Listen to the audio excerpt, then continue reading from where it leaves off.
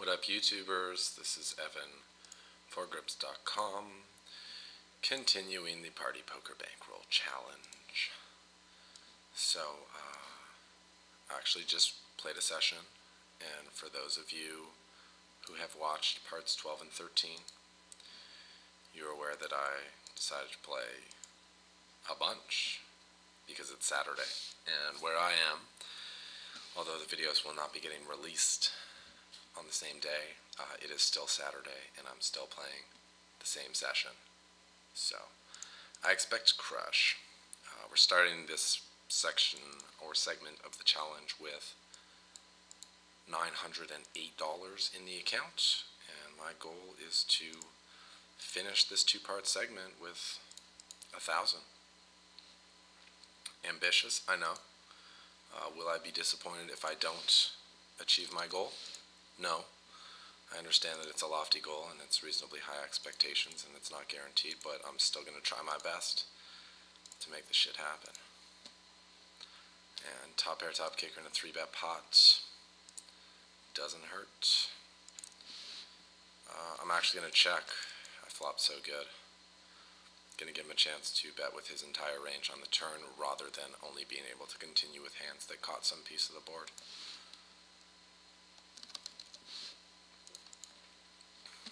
Can't check again though. Have to start building that pot.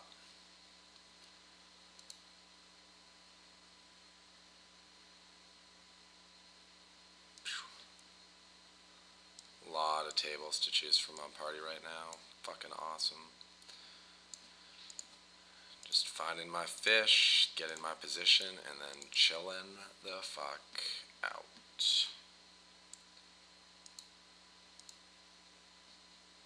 Seat open. What do you mean? There's a seat open. Alright, pocket kings, table 3. Raise it up.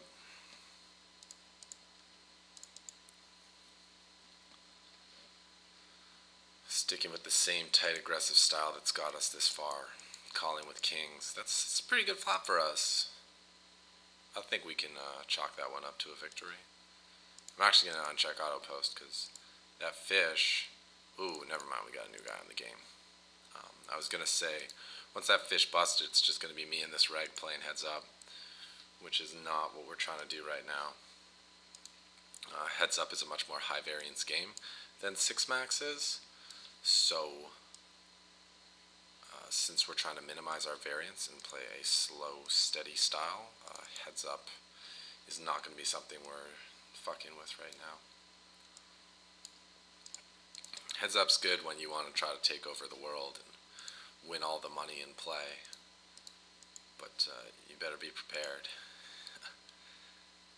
It's going to be a tough challenge, and the higher you get, the stronger your opponents are going to be. So obviously, you got to be very good to succeed at high stakes heads up. This king suited, rouse.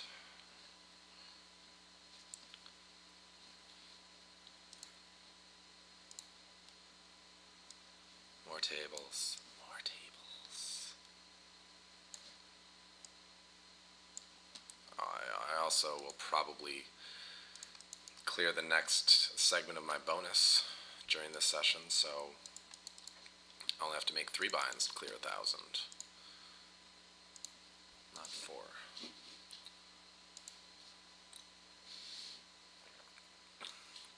And the reason that I decided that 3-bet this ace king.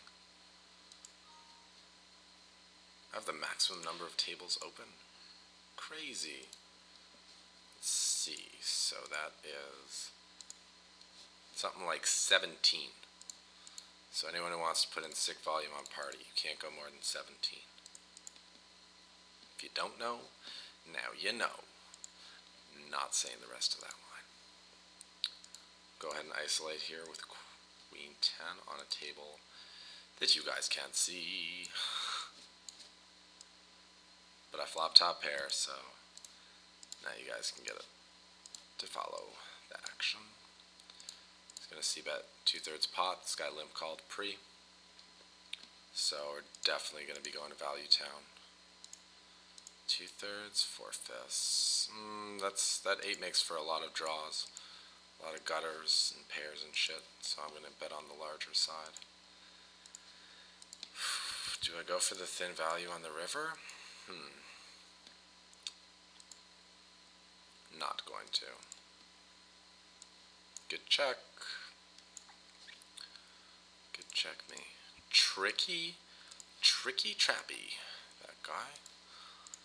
Gonna make a note that he limped in first position with pocket kings so that I narrow my ISO range.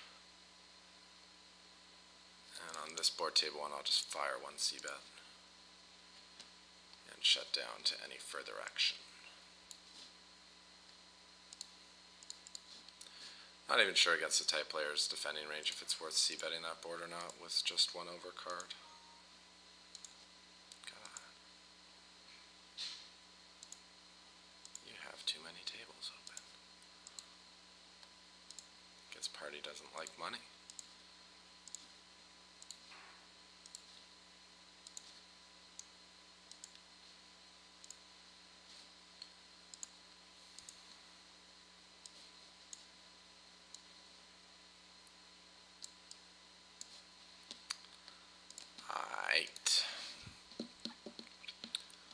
We got our games going. We're 12 table in.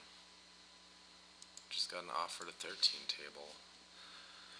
Let's see if there's any games that don't look that great that could be replaced.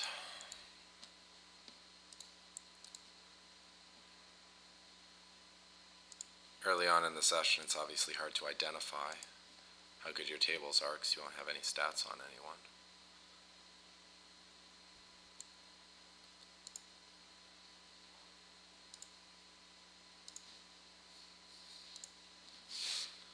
But the more you play and the larger your sample and the better your labeling, the more quickly you'll be able to identify which tables are worth keeping and which tables need to go. I'm not going to play ace. You guys can't see that table. Nit raised. Not playing ace 10.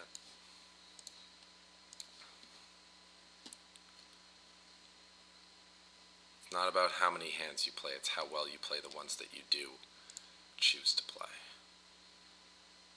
Ace 3 suited. I might end up getting 3-bet here because the button's kind of an aggressive guy. But both the blinds are really tight, so I want to be raising a reasonably wide range from the cutoff there.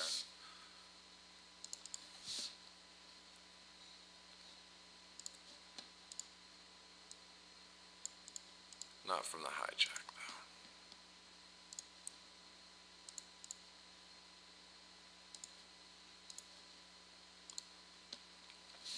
See, the main reason that I wanted to continue playing this Saturday is that, along with being a good amount of fish on the games, most of the regs that are playing today are on the tighter side, or on the nittier side, which means we can play a low variance style against them, not have to get into too many big pots to avoid getting exploited. When there are, the battle regs on, though, the guys who play like 27-22, have 3-bets of like 9 or more, or even looser, you have to play a much more high variance style to remain competitive. And given that I don't feel like doing that, and today those battle regs just aren't in play, it seems like a good time to pump out a lot of hands and just make a lot of progress on this challenge. I'm gonna c-bet table 5 just to fold him off of ace highs. And he may fold like 4s or 5s to a bet here. I'm going to go on the large side, though, to maximize my fold equity. Given that I think if I bet this size, he's not going to appeal with too many medium pairs, I don't think there's a lot of reason to fire multiple barrels, should he call. Well, this guy's playing every hand. Oh, he's only been here one hand. I'll still see it with King-Jack suited. Against a reg, probably wouldn't fuck with this, but against a random, I think King-Jack suited is going to play really well. And we flop top pair, so we're just going to probably check and call a bunch.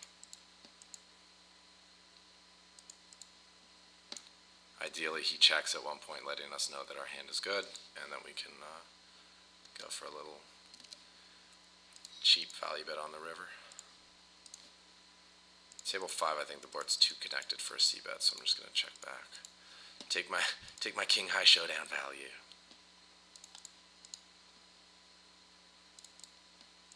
You never know, these guys can be limp calling with like fucking 7-9 off. Queen 7. Way to never bet. Okay, I like my hand on table 4, but I don't love it. So I'm just going to call and see what action develops. If the guy who's donk betting wants to go with it, he's someone I might be willing to play a big pot with. But the guy who's calling his raise, I'm a little concerned about. So how big's our sample? 13 hands. He's generally passive. He's donking. I'm just thinking if he has 9-10 or like queen 10, we have that beat.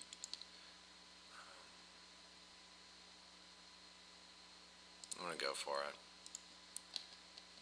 Could be wrong. He called really fast. Yeah, it's wrong. Okay. I always say that when we get donk bet into, shouldn't pay that shit any respect. Don't give it any credit. Gotta look at the situation though. There was more information in play there than simply the guy donk betting. Not only was he donk betting, but he was donk betting into 2 players, which suggests probably a stronger hand than where he just donk betting into 1 player. And even when he got called in 2 spots on the flop, he still continued to bet. So, maybe I should have put some weight into the fact that both players called his bet and he still wasn't scared. He was still betting. Also, when I was listing off the hands that I could beat, those were the only hands I could beat, so those were the hands that I was hoping he would show up with. But I think if we break down his range, there are more hands that have me beat than hands I beat. So maybe folding's better than just putting the whole stack in. Man, I kind of want to get hood here. Pocket 7s? Yeah, just please don't re-raise under the gun opener. When a nit 3-bets an under the gun open, they have aces or kings, like every single time. So if I can get in a multi-way pot where there's a guy who has aces or kings and there's a fishy player as well, my implied odds are just insane. So that's why I gambled a little bit, called a larger raise than usual with pocket 7s. I just felt the implied odds were super good. So I went for it. This game's breaking. This game is sweet.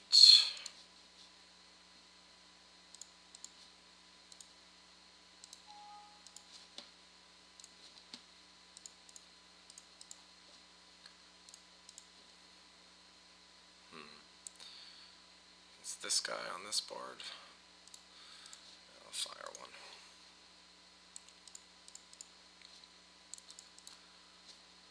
There are some better hands he can fold. There are some draws that he can call with, which are worse hands than mine. So both reasons for betting the flop are in play there.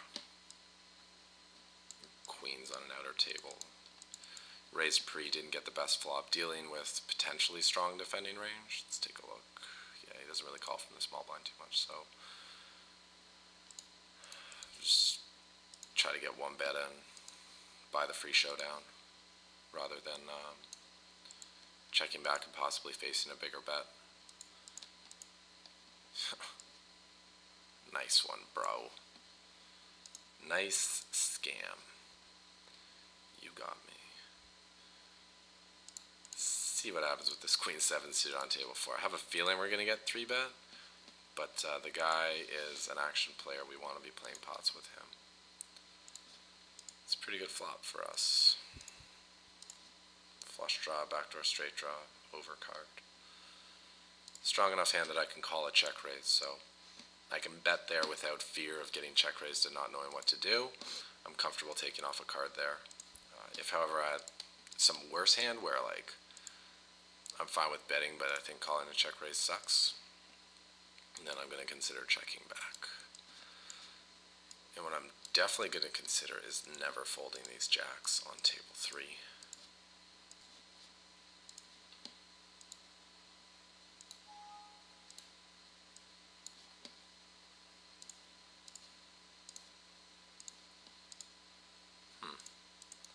So I'll take a bet on table 7.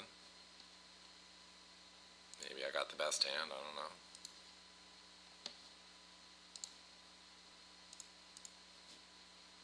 What? Fuck you, man. Okay, take it down.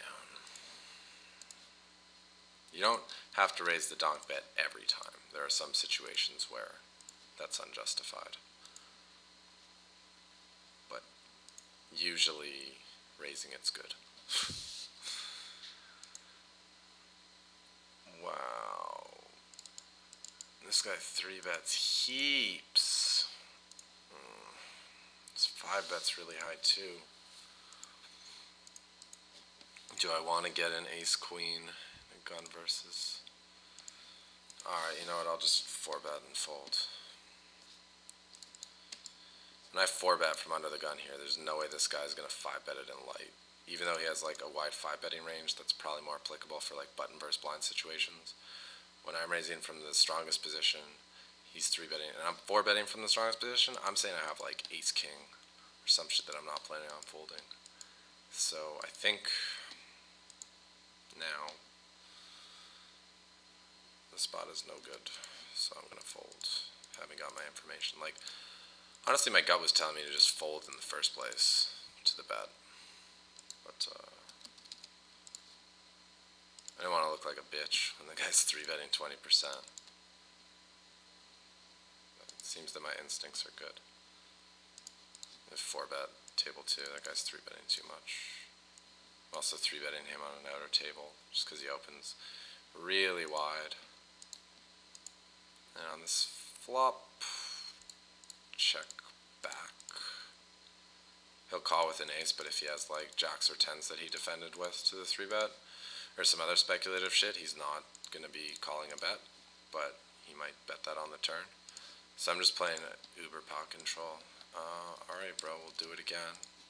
See if you're ready to 5-bet yet. We got straight. Cool. Okay. So we've set up the dynamic on table 2. We will be getting action from reach infinity. And that's actually fine. You know, we did 2 unsuccessful 4-bets, so we lose some minor amount of big blinds. But now we've set up dynamic. By the way, the guy called. Probably rivered a set of jacks. I'll look that up. Yeah, he rivered jacks.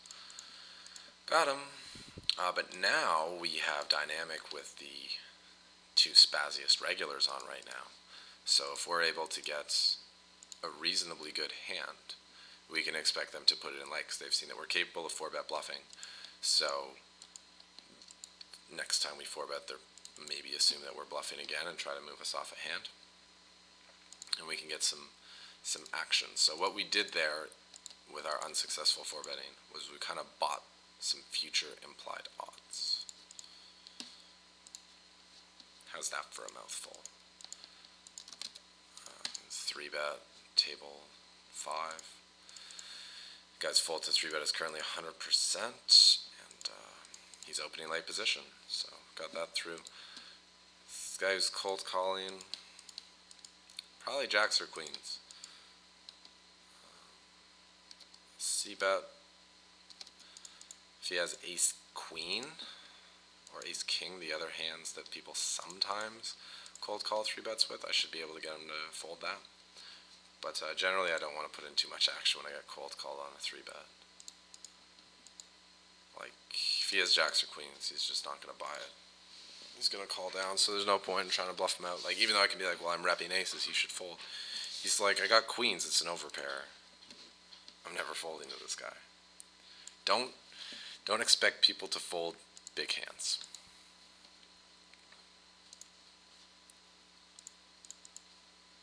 It's a good rule of thumb to go by.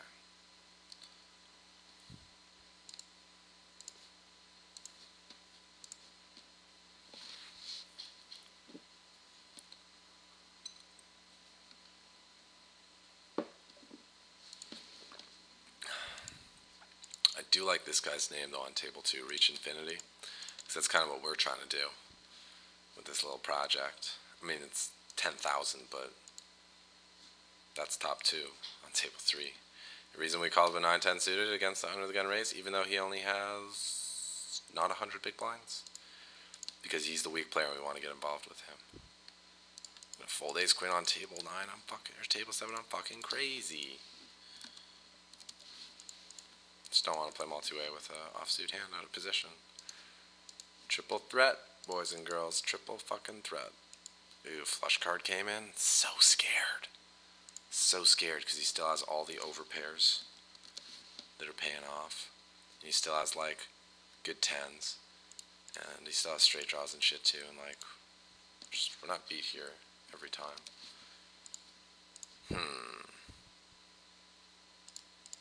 Not my favorite river.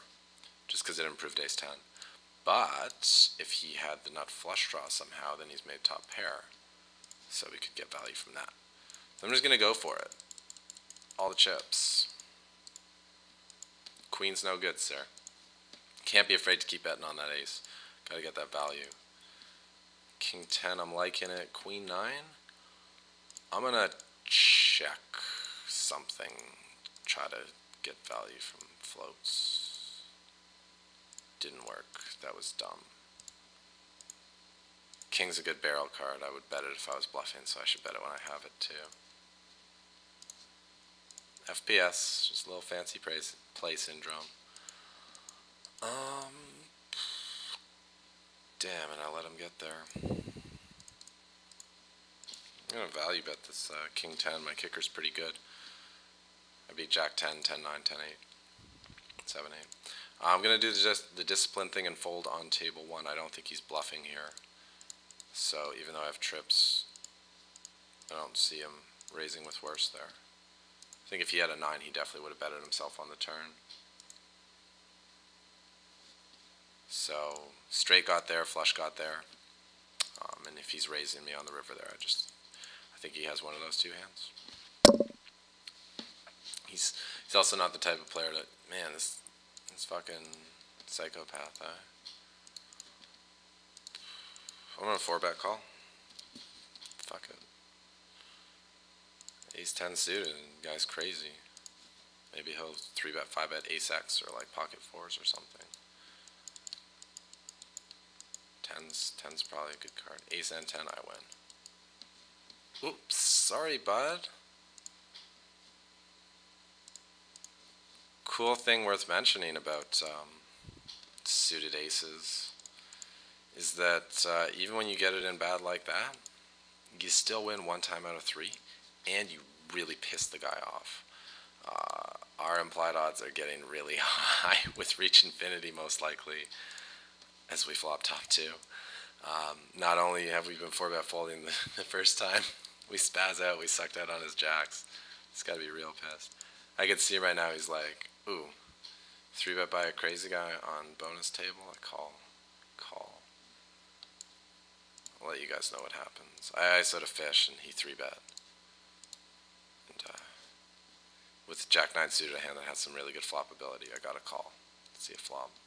He's betting big, so he probably has a hand, but I do have a double gut shot and a backdoor flush draw, so I'm probably going to call. And here with the 2 pair, I'm going to raise.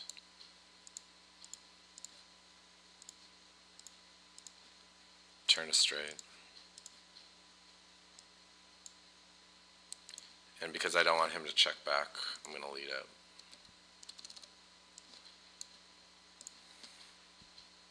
Try to get my implied odds.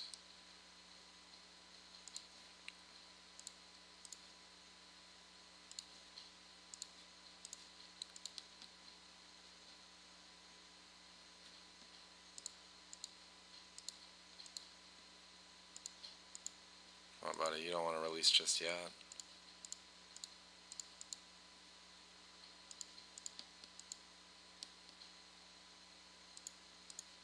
He's so tilted, he's got an overpair. And he can't believe that fucking 6 came on the turn. If I check, he checks back.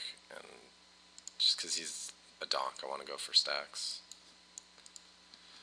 But yeah, I can totally see that guy with the jacks being like, come on, keep it low, man. Keep it low. Ace on the roof. What the fuck, man? Fuck. Ace. Oh my god. Fucking gripe said, done, whatever the fuck you pronounce that shit. Fucking. He's probably so pissed right now. That's awesome. That's one of the fun parts about poker, you know? Just,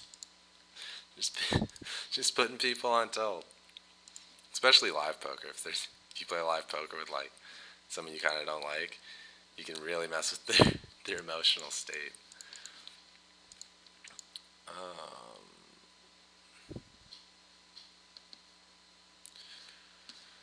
I didn't really plan this through on table 4. Guy's flop raise is 100, so I shouldn't be folding, but so aggressive, he's just going to barrel off. Okay, I'll call 1, and if he bets again on the turn, I'm done with the hand, because I think he has 2 pair then, minimum. But according to my stats, he is hyper aggressive on the flop, passive on the turn, so like honest, and aggressive again on the river. Okay, so I might just have to check call, since he could have missed flush draw. Not sure, it'll depend on sizing. Queen jack suited, multi-way closing the action, in position. I'm going to take a pot, a flop, with a fish involved, 3-bet pot. Did we win? Cool, he just had king jack. Wow. I just don't want to get check raised here, so I'm actually going to check back the flush draw. It's possible that Opto's check raising with ace king, but also if he has like 9s or 10s, he's going to also check the turn, so I can just take the pot on the turn, get more information about my opponent's hands, rather than committing money without really knowing what's going to happen. So at this point, I guess I'm value betting. So I'll go on the smaller side, actually. So I get called by some hands that I'm smashing. And I think it's fairly unlikely I get check raised at this. You son of a bitch. You did it anyway. So I'm getting 3 to 1. If I hit the spade, I get paid. Queen may be good. Whatever, I call. Spade. King. Less likely he has a king. Just shut down, man. Please be bluffing and please shut down. Hopefully he just like turns some random shit into a bluff, but yes, ace jack, sick! That's why we can't fold the turn, boys. Cannot fold the turn. But if we, it's weird, I think if we bet flop, he just folds. But he check raised turn because on one hand, he picked up equity with a gut shot, but also he thought, we're going to bet all our real hands on the flop, so we're going to be bluffing on the turn a lot and have to fold. So that's why all that went down. Hard for him to continue, though. When we call, we could easily have like a weak king.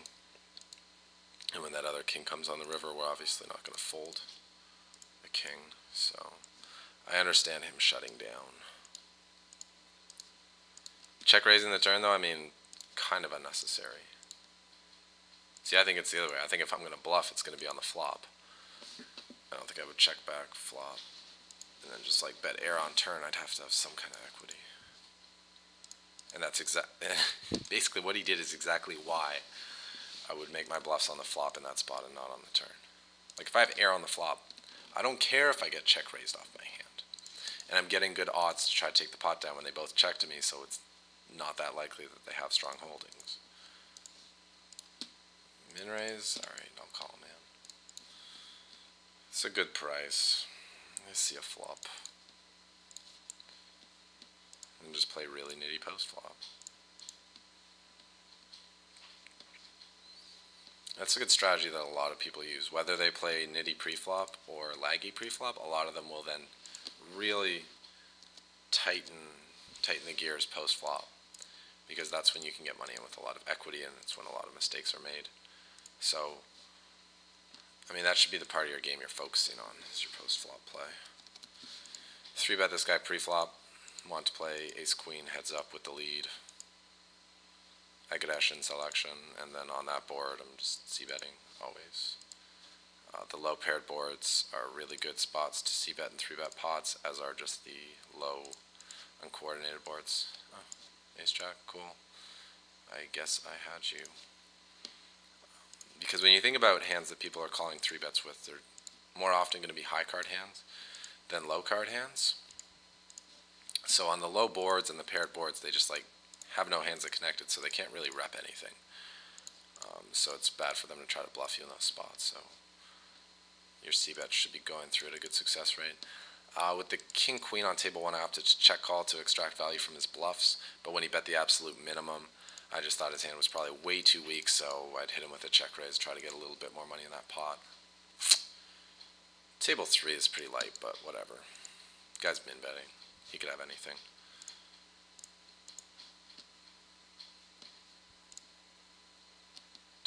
Nits in the blind on table 4, raise that up.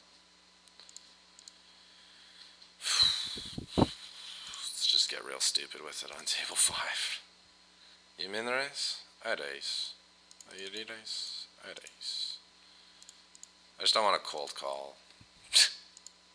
Whatever. Lost the minimum. Found out where I was at for cheap. Look what you did, Silver Bar. You could have just called. I would have called. See a nice flop multi-way. But nah. You had to go click buttons thinking it was fun. Table 6, I'm just check calling down. This guy's very nitty so far, 10-10. So he's going to have a strong range under the gun. And by checking and calling, I win the same amount when I'm ahead, and I lose less on the times that I'm beat. And on table 9, since I 3-bet pre-flop, I'm going to c-bet the ace-high board.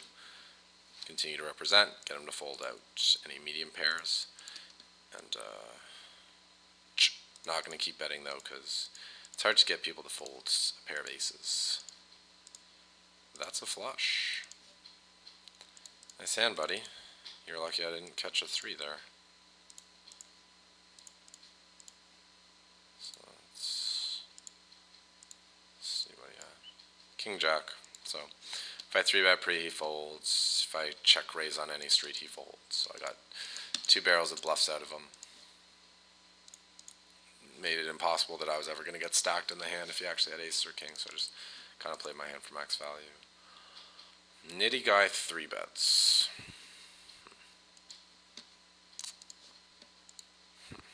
It's a call. Hope for... I don't even know if I'm hoping for a good board against the guy with the 4% 3-bet.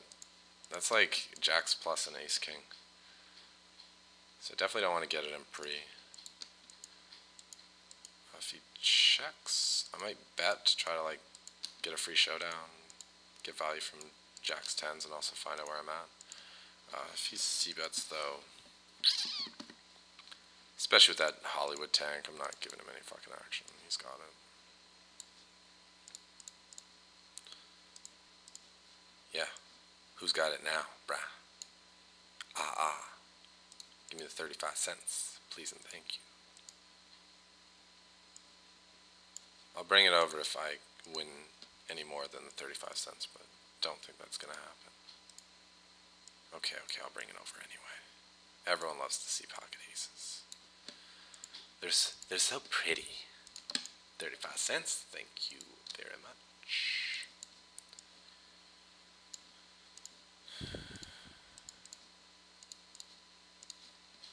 Notice I don't defend the jack 9 suited, even to a button raise. Just not trying to play out of position against strong ranges. It's really hard to make money out of position. Just the way that the game is structured. Position, position, position.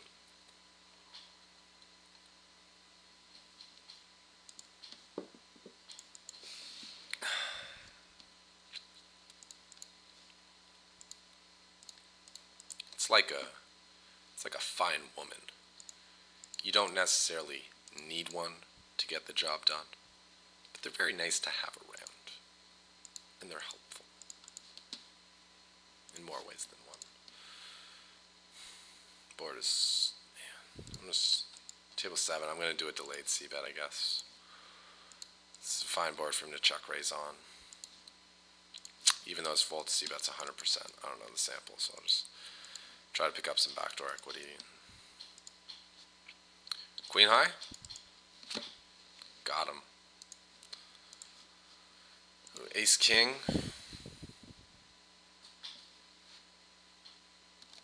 I'm gonna 3-bet and hope reach infinity 4-bets because it's a good spot for him to be 4-betting. Cold 4-betting.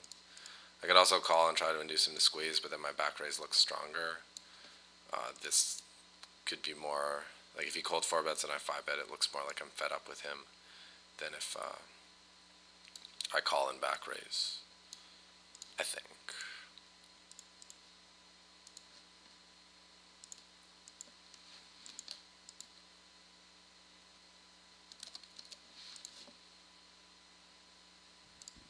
Fishy player in the big blind on table 1, so we will definitely raise up. And king 6 suited, so the suited kicks, raise it up.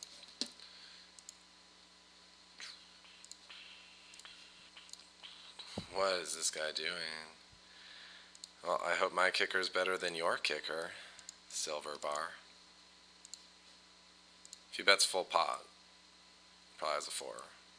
But I call because my kicker's good. If I had like 4 deuce and he took this line and then bet full pot on the river, I might fold. Just trying to think. I don't think he'll call a raise with a queen, so I think going for a raise here is kind of thin on the river. I should just call. How good am I? Yeah. Yeah, get coolered real hard. Only lose 20 big blinds.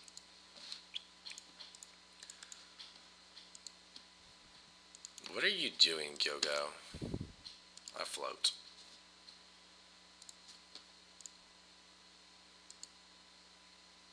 I'm going to get ambitious on table 1. I think he's got an 8. I'm going to try to move him off.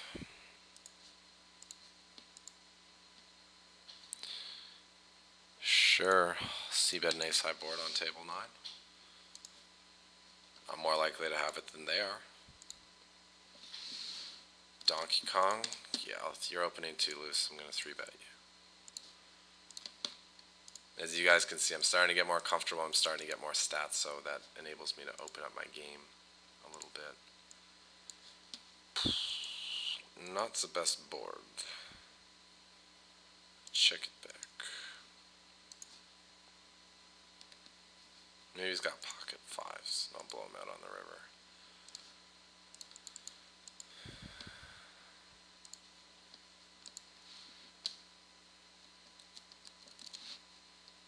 I know I don't rep shit, but I'm gonna see if bad bluffs can work. I mean, if he had a queen, he would have bet, right? It's hard to call a 3x pot bet with a jack.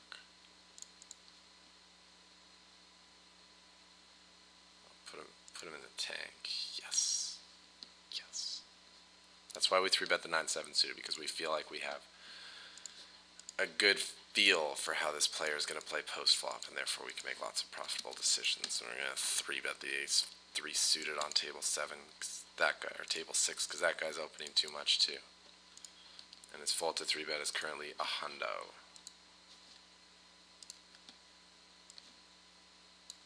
Nope, 4-bet. It's good though, these guys aren't going to forget that I 3-bet folded to them, so. Making those implied odds a real thing. King 10 would defend.